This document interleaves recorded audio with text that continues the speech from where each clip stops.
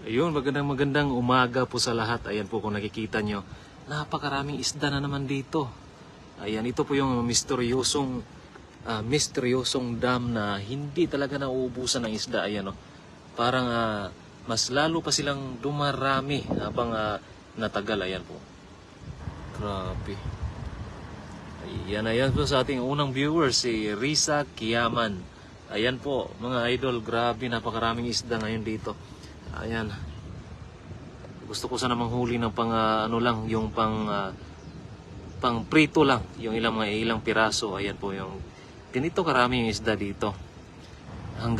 Mula doon sa maluwang na ilog. Kaya po sila ay dumarami dito, gawa po ng magpakawala ng yung dam po ay laging napapakawala ng tubig, at pag marami yung tubig po ay sila ay mabilisang mag-akyatan. Ayan. Yan, shout out po kay Jonila Sarad. Ayan po yung mga isda kung makikita nyo. Nakakatuwa po tingnan yon. Saka yun, makikita nyo yung nasa may damo. Parang natutulog lang ata yung mga isda o anong nangyari sa kanila dyan. Grabe, napakarami po talaga. Parang nakakatuwa po talaga tingnan. Tingnan nyo. Ayan. Yan, good afternoon po kay AJM Montano, Edith Z. Santos. Shout out po sa inyo.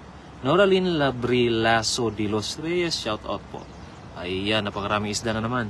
Ito po ay baka bukas po ay manghuli tayo ng isda dito. Ayan, hanggang sa ilalim ng dam po yung mga isdang yan.